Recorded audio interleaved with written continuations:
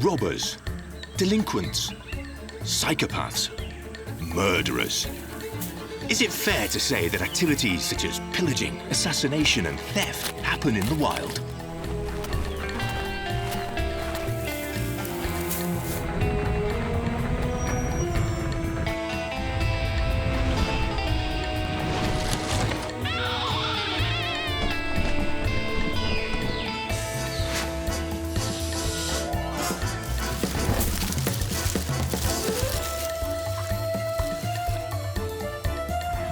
Who were the most lethal killers?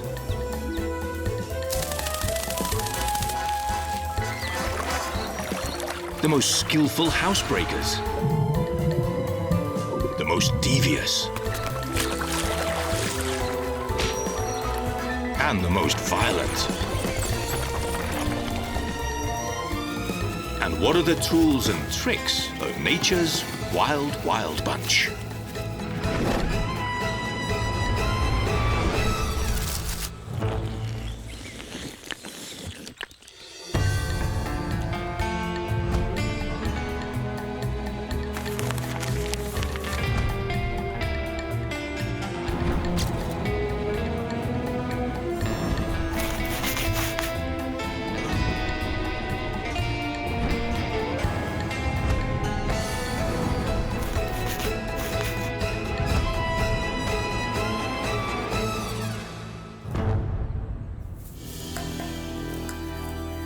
Cool-headed, cold-hearted, and cunning. To make a living from crime, to be able and willing to take advantage of others, hunting animals require powers of observation, knowledge, and patience.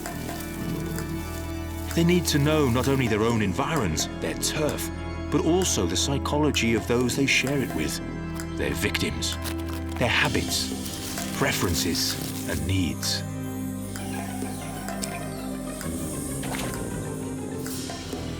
In short, in addition to their devastating armaments, claws, bills and teeth, and their finely tuned bodies, animals that live as predators must possess certain psychological gifts. Because without intuition, even the deadliest of weapons would be useless.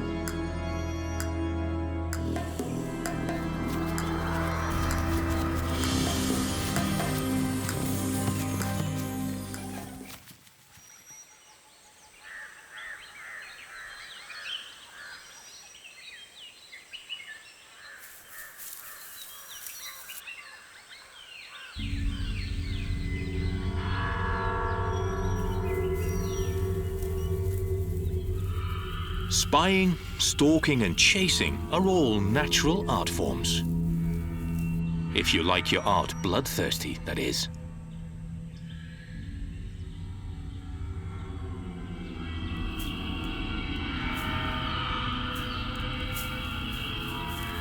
Not everyone knows how to hide, to look for a suitable spot to hunker down and patiently wait. But there are true wild experts in the art of patient pursuit. Cats, in general, make great spies. And it's not only domestic pussies that can tread softly. The big cats are just as elegant and light-footed. Their steps are virtually silent.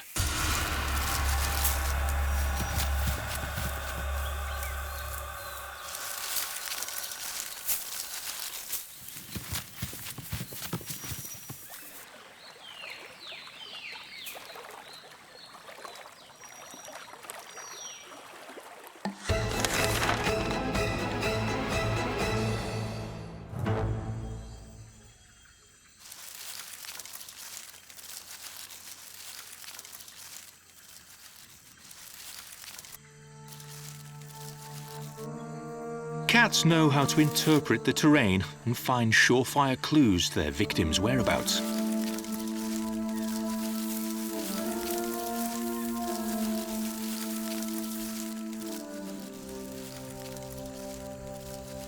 And also how to discover a good hiding place.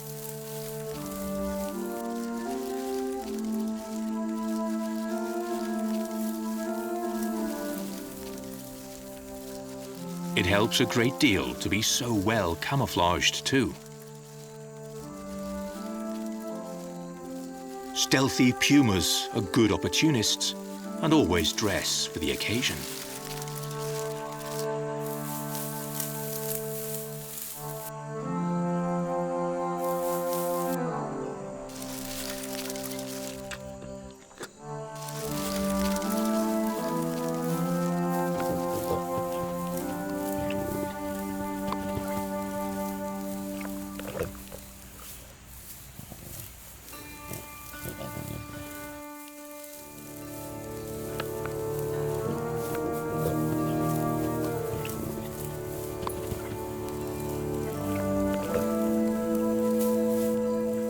After carefully examining their surroundings, they hide.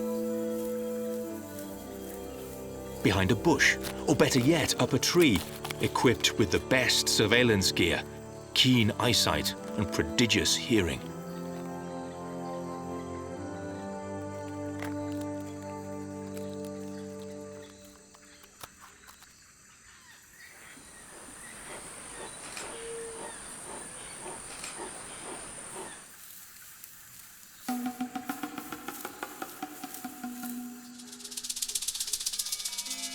They will spend hours watching and listening from the least expected place. Sooner rather than later, an unsuspecting victim will come close enough to launch an attack with all weapons in use.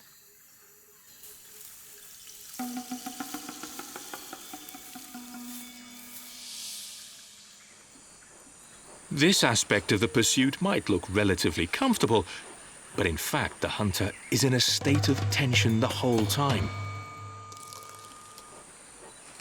The slightest distraction or loss of focus could lead to absolute failure. Even this tactic, requiring knowledge, concentration, and patience, doesn't always pay the expected dividends.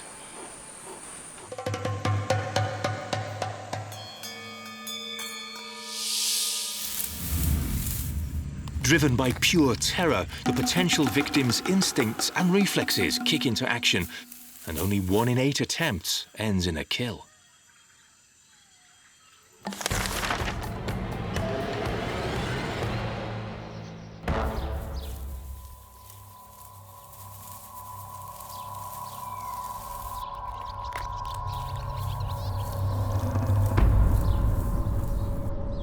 All cats are great hunters, and all follow essentially the same hunting strategy, albeit on vastly different scales.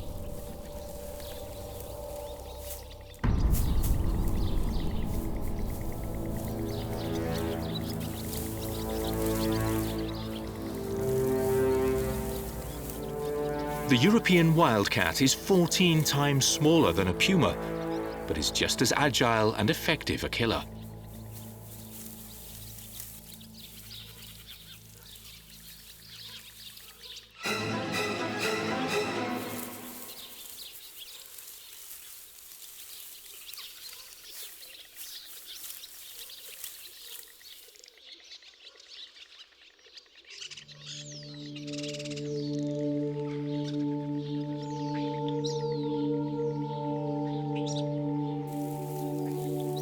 By constantly patrolling their territory, cats get to know it very well. And while on a walk, they will often take advantage to do some investigating. They will check out every corner of their neighborhood, looking for potential victims. Observant, looking for any opportunity that may present itself. Cats are the epitome of stealth. They can follow any pathway without making a sound. This species' favorite victims are the small rodents and birds that live in the undergrowth.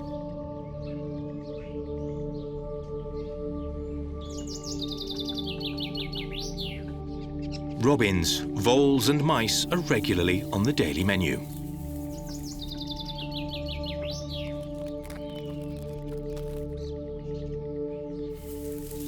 But just like for their much larger relatives, the pumas, leopards, and tigers, hunting is not always easy.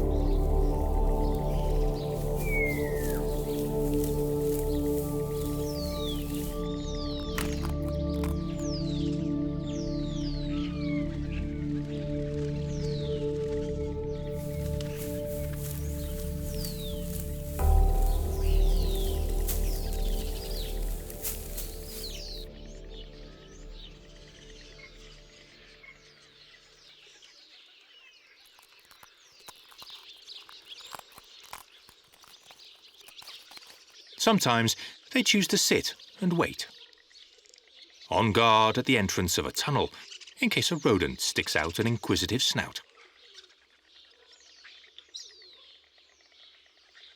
But when they tire of waiting, they'll continue their rounds, visiting the furthest reaches of their habitat. Like many, hunger makes these little cats impatient, so once again they opt for some more proactive pursuit.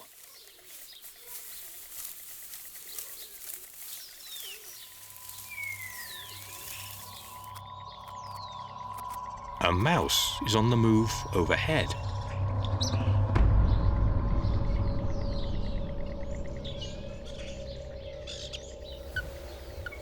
It feels safe among the branches. But all cats are extremely agile.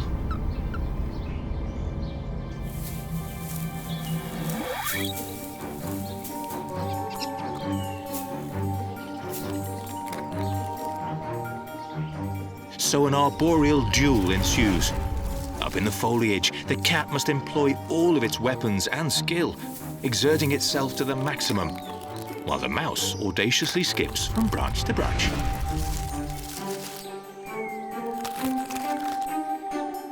This time, though, the cat is not letting the chance slip away.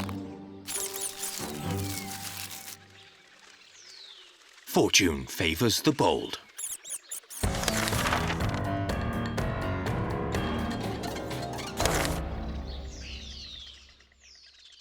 Up among similar branches, another infamously cruel murderer lives.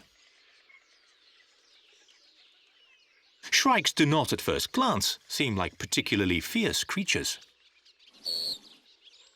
But they share a black legend with medieval king of Romania, Vlad the Impaler Draculia, the origin of mythical vampire Count Dracula. Shrike are related to house sparrows and European goldfinches and greenfinches. So it might come as a surprise to find they are guilty of ruthless, savage behavior.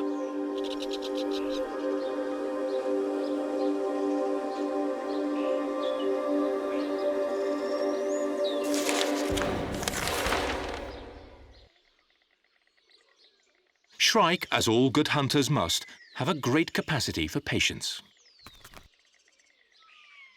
They employ a strategy of perching on their lookouts and watching without being seen. All over their territories, bushes and trees will have been designated as hunting posts. They watch from the highest points in the neighborhood. And when they perch on high like this, we can observe that their beaks are considerably bigger and more hooked than those of their familiar cousins. This is a specific adaptation for hunting that allows shrike to capture many small creatures.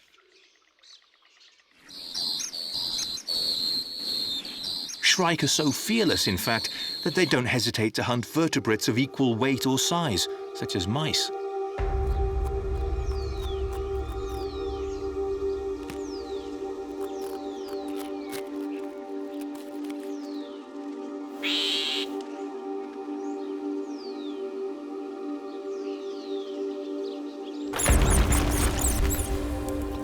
But they have a problem once they've caught and killed their victims.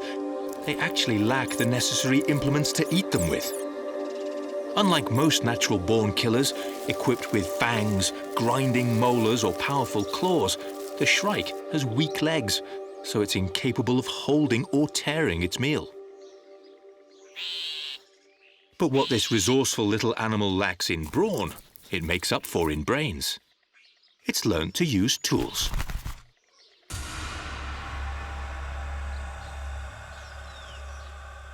Like Vlad the Impaler, the inspiration for Count Dracula, the shrike uses thorns and sharp branches to skewer its prey. In the bird's case, of course, it's not cruel, but rather the only way it has to tear its food apart. And that sustenance is essential when you have an ever-hungry and growing brood in the nest to support.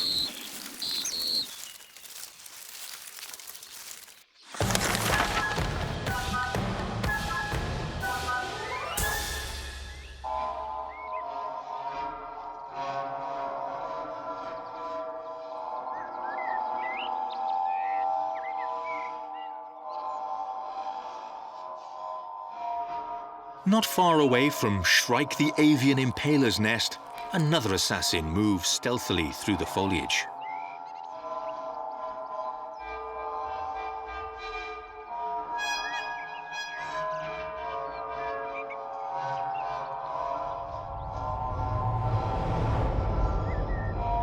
Praying mantis must be very careful to avoid ending up as a shrike's shish kebab.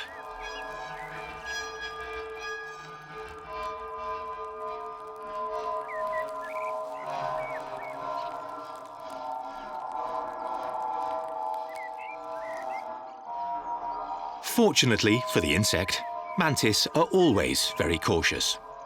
They live in a kind of no man's land on the uneasy knife edge between being a hitman one minute and a victim the next. Survival for mantis means being discreet. This helps in not being discovered by enemies as well as by victims.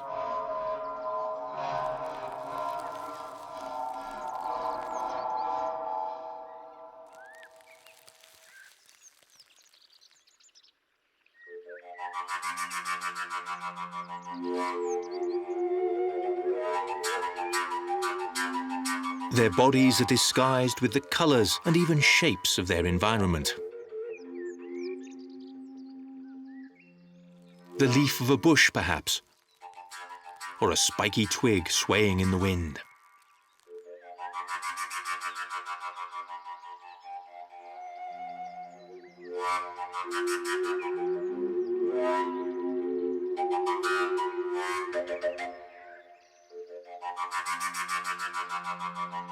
When they move, they do so slowly that they never attract attention, and so can sneak up on their intended meal.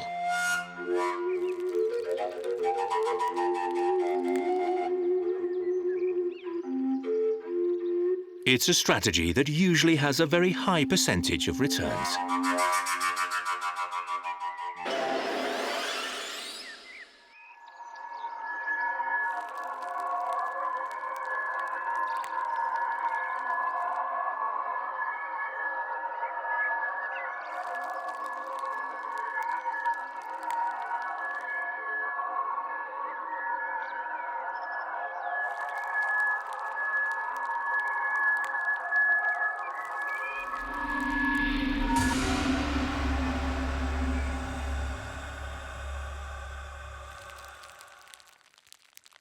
But mantises also have a dark reputation, and they are repeat offenders.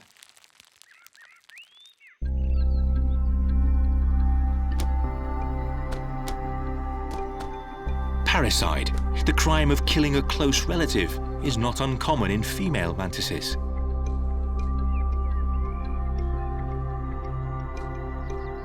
They are larger and stronger than their male partners.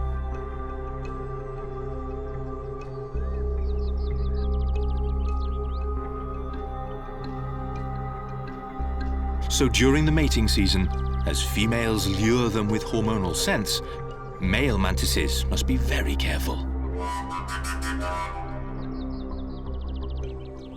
If they become too intoxicated by the female's pheromones, they'll lose control of their faculties.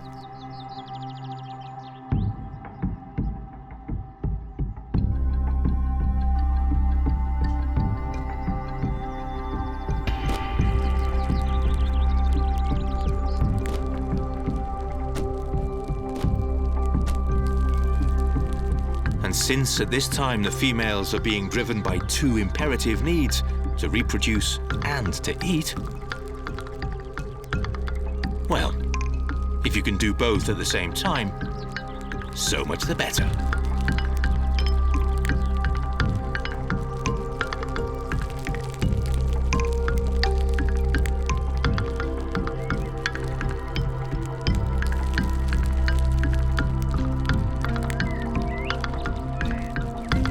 About 25% of male mantises lose their heads, quite literally, during reproduction.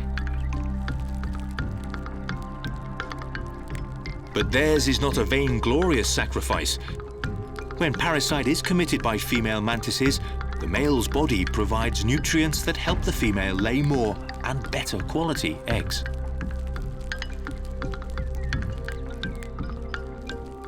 and so the offspring of fathers eaten by their mothers have a better chance of survival.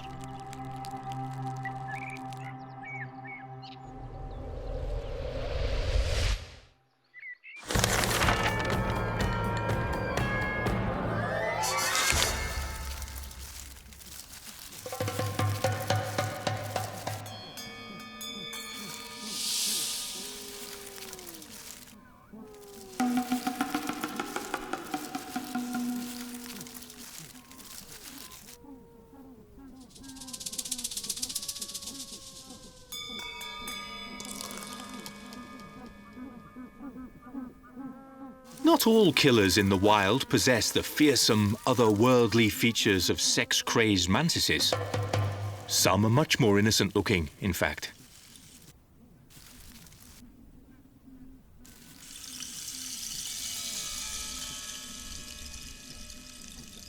On the beaches of Patagonia, no one would necessarily be too afraid of a timid, reclusive animal, nor think it capable of crimes when it lacks threatening fangs or powerful muscles.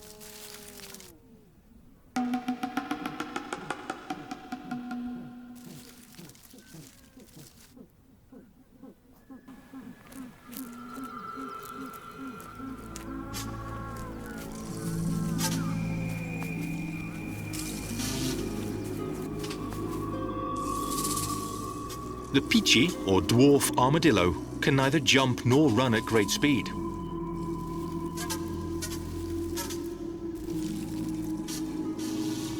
And despite its tough, protective armor, it will flee and hide underground when threatened.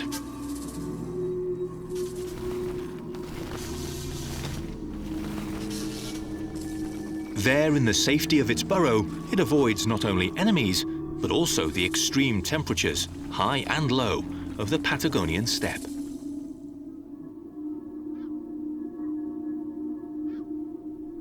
But underneath its apparently harmless exterior lies a being capable of anything.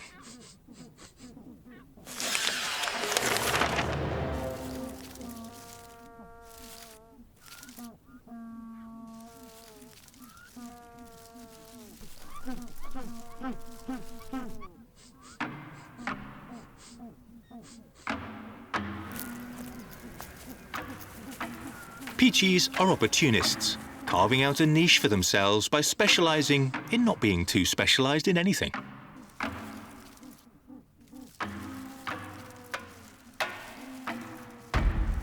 They bash through the undergrowth like a child's wind-up toy, urged on down the narrow runs by their sense of smell and innate curiosity.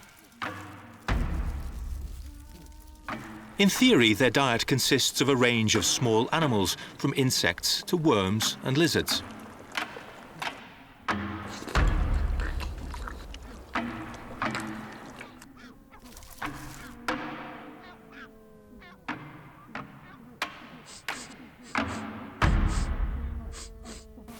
But if a bird leaves its nest unprotected for too long, the peachy, expert at making the most of any situation, and not against a spot of housebreaking, will happily make off with any swag it can find.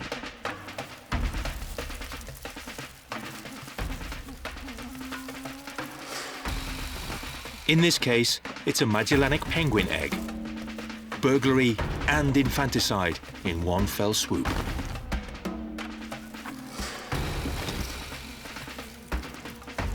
And while the egg is large, too large perhaps for the little mammal, the audacious armadillo uses its head and strikes the egg until it cracks open.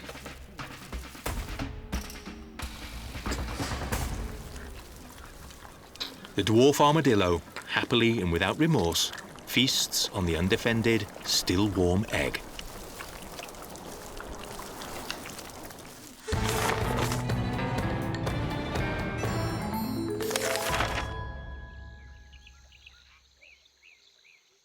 While the diminutive armadillo scurries around the gigantic semi-arid Patagonian steppe in search of food, in the heart of Africa, another hunter pursues a similar strategy in a relatively similar landscape.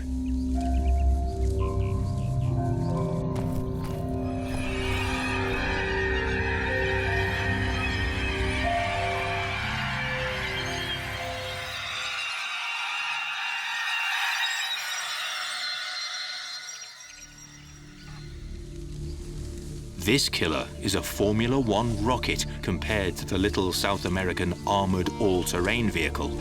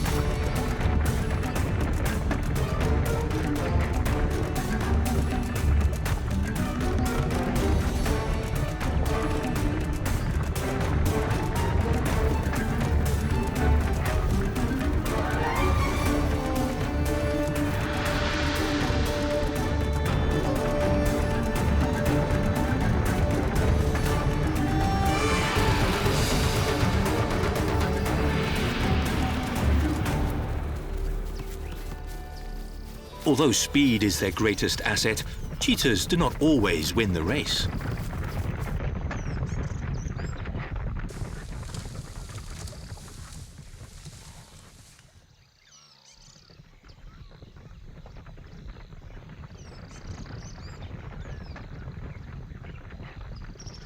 Cheetahs use up an enormous amount of energy in order to reach the dizzying speeds they achieve in the hunt. And the chase leaves them exhausted.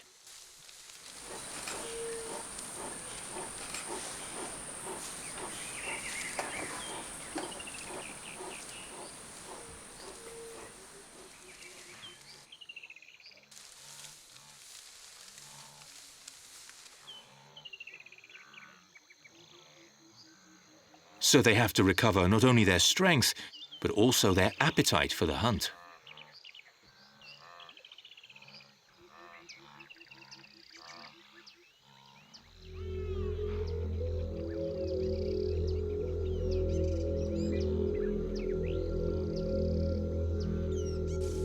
After all, they have no other choice but to try again.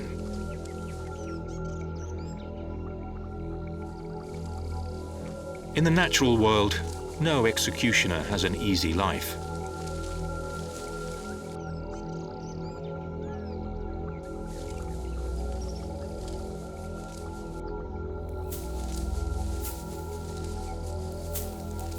Cheetahs don't only run, sometimes they walk. Great distances.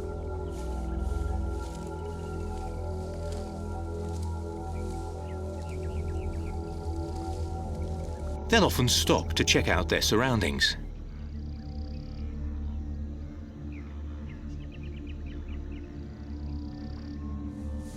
And if, as they search for food, they fail again and again, their energy will eventually start to falter.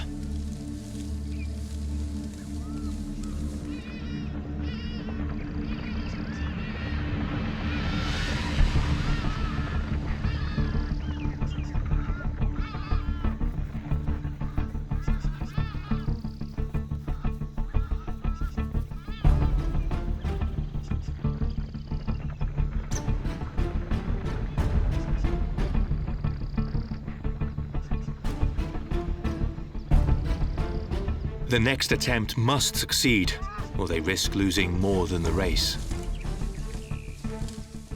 They study the herd assiduously to find an injured animal, or perhaps a youngster less able to defend itself than an adult.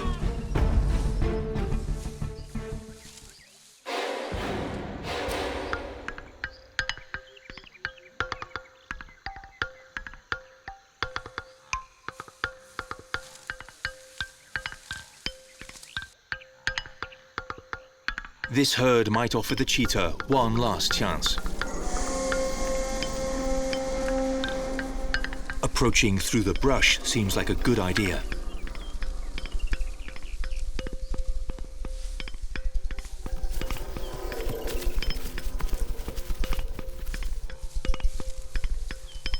The distance to the target is reduced, and the cheetah dredge up their very last ounce of energy for the final sprint.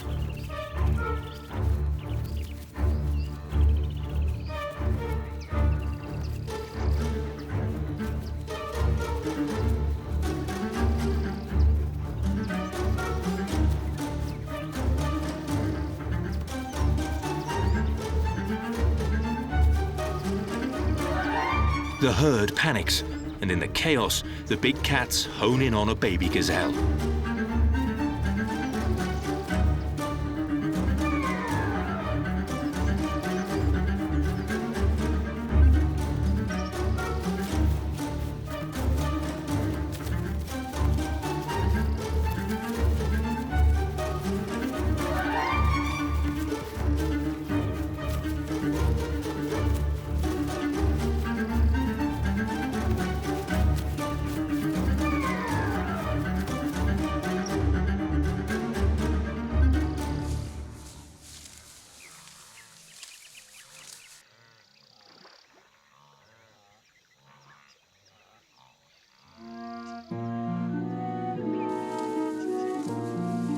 Rules don't apply here.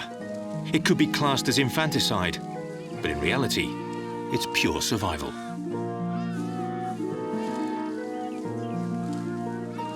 The gazelle might still have one last chance, although the possibility of escaping is very remote.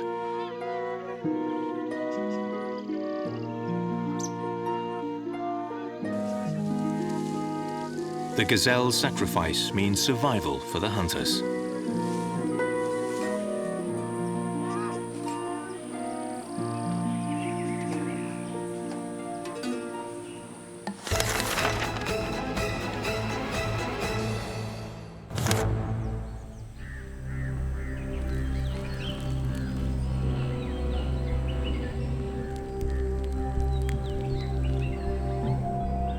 In the wild, there are as many ways of killing as there are killers. Close to where the cheetah's claws have made their mark, some small funnels in the sandy ground hide other predators that, on their own scale, are truly gruesome. Seen from above, it looks like a strange lunar landscape, taking shape before our very eyes.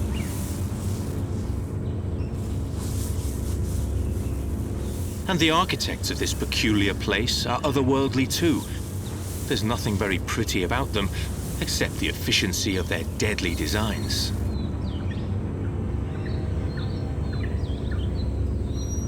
Antlion larvae. Babies, yes, but ugly, bloodthirsty babies with hooked claw-like jaws and a fat, hairy body hidden in the sand.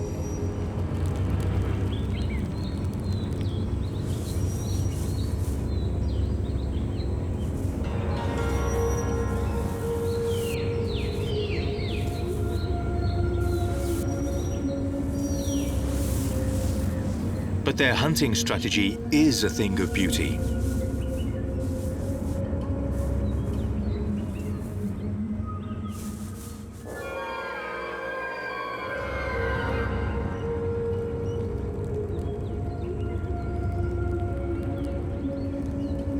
The sand funnels are insect traps.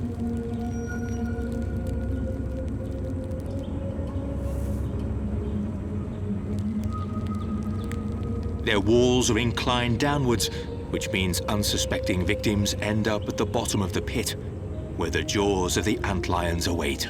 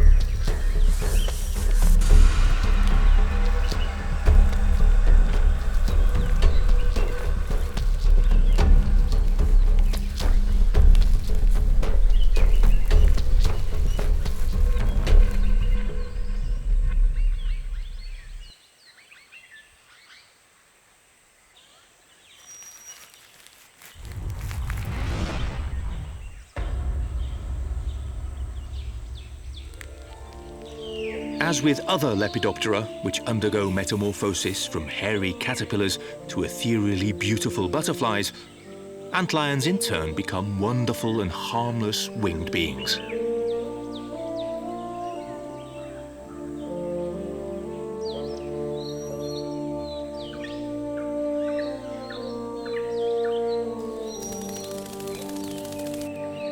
At which time, since they have no defenses, they become food for other hunters, like the solifuges, also known as camel spiders or wind scorpions, who take advantage of the dark to capture their prey.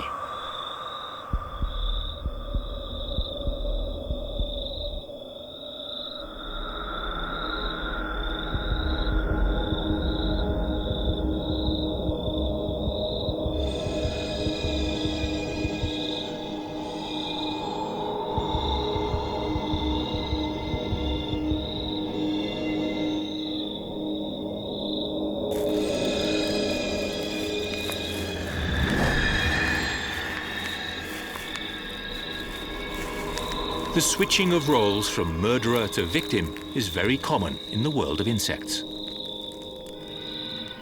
But there are tough guys everywhere in nature.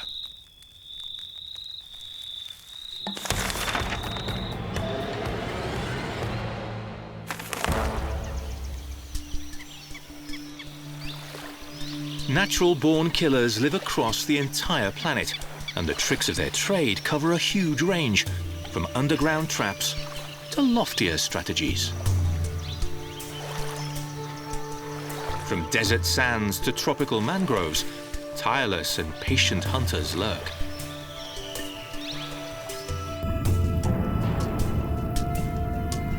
The archerfish behaves like a local thug, hiding in the dark, waiting to ambush its victim. It lives between two worlds, the liquid and the gaseous. Invisible from the air through the glinting mirrored surface of the wetlands, the archerfish lies in wait, sometimes taking advantage of the vegetation. Its strategy is to attack the creatures of the other world, the animals of the aerial territory.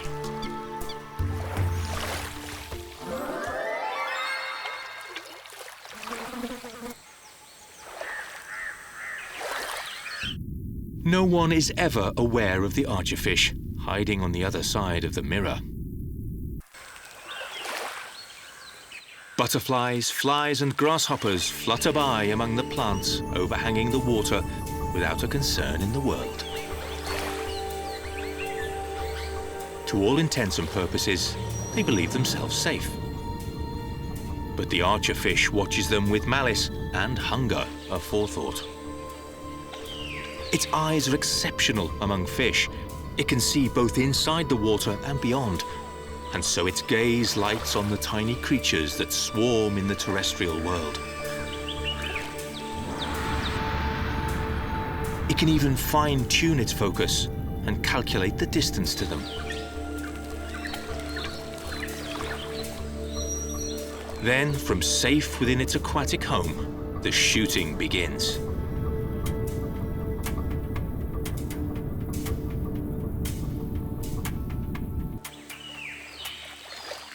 This is a true underwater sniper.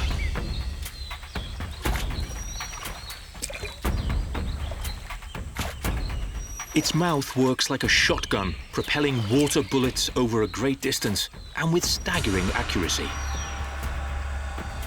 Each successful shot stuns an unsuspecting insect, which falls into the water without knowing how it got caught in the crossfire.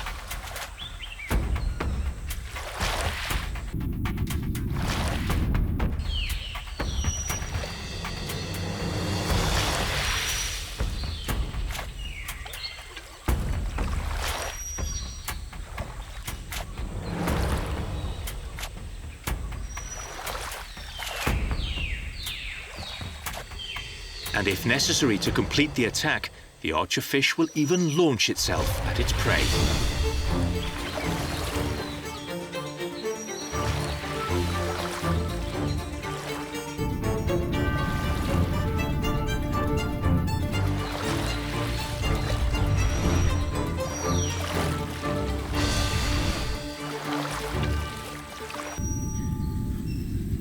Safe in its aquatic hideaway, the archerfish's life seems, for the most part, tranquil.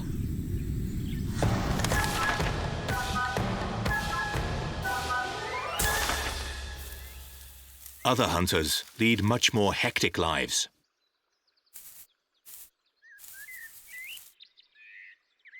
And their character means they make terrible stalkers. Common, or least, weasels are by nature exuberant, to say the least. Always on the move, always at great speed.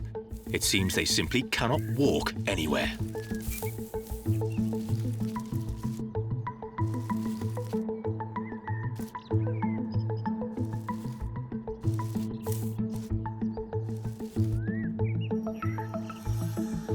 Their slender, elongated bodies allow them access to tunnels and narrow cracks. This vital hyperactivity is part of their strategy of search, harass, and bite. Weasels are inquisitive creatures. There's nothing in their small territory that doesn't interest them, and anything new requires immediate investigation. You never know if it's something to hunt, steal, or chew on. Just like any small-town criminal, it knows every corner of its patch and where to go to bag some grub. Well, in the case of weasels, food basically means mice and voles.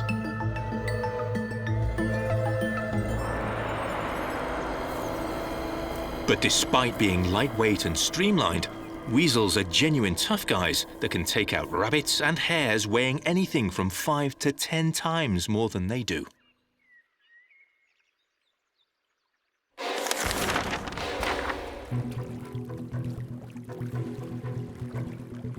For now, however, this absent-minded mouse will do as a snack.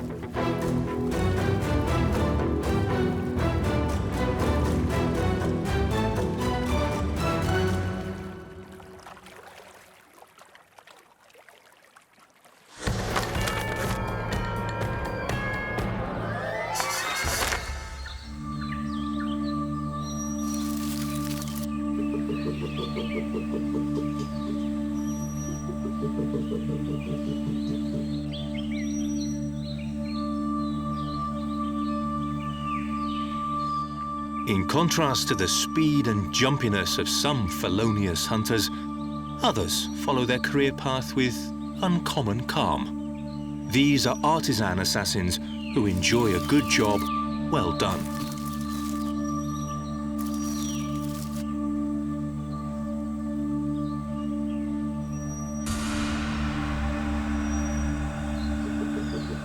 Their lives are spent in the thick of the ancient Australian jungles.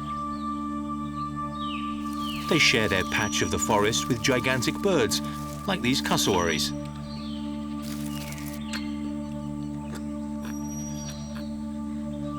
And while the cassowaries look for ripe fruit to meet their huge appetites, their smaller neighbors have different but related interests.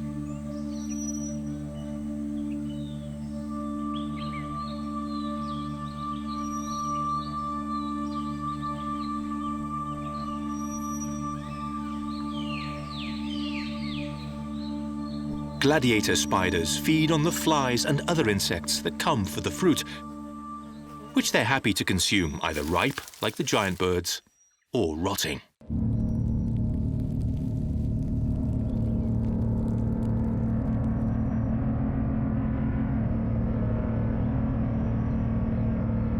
This 8-legged killer prepares its armory very meticulously.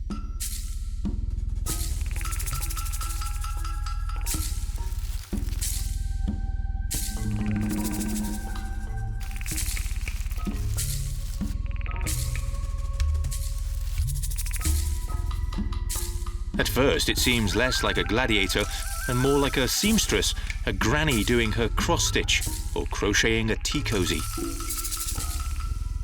These spiders spend hours perfecting, checking and fine-tuning their weaponry. Because the gladiator spider actually makes its own hunting tools. The diligent spider isn't making a lacy tablecloth, it's weaving a flying death trap.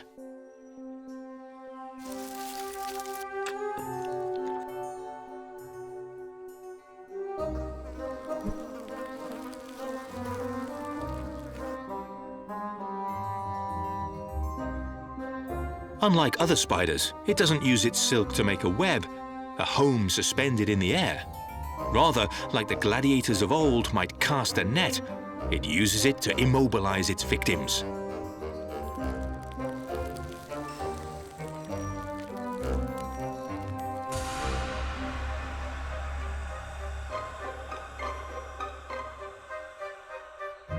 It follows its prey carefully, waiting patiently, calculating the perfect distance for the throw.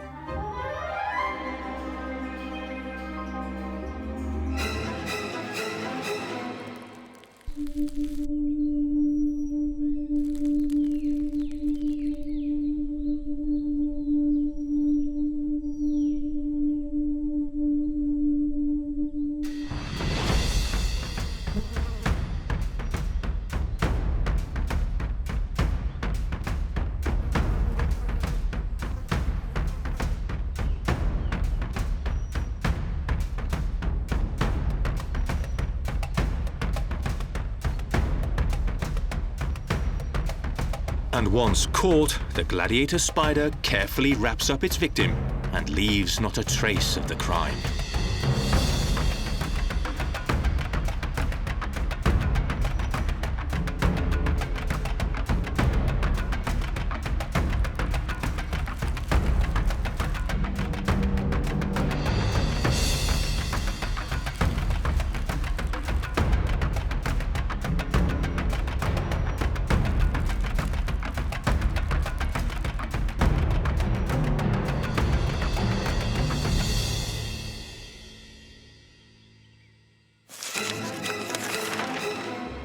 The strategies used by nature's cold, calculating killers, be it walking, waiting, stalking, chasing, or laying traps, are as diverse as they are effective.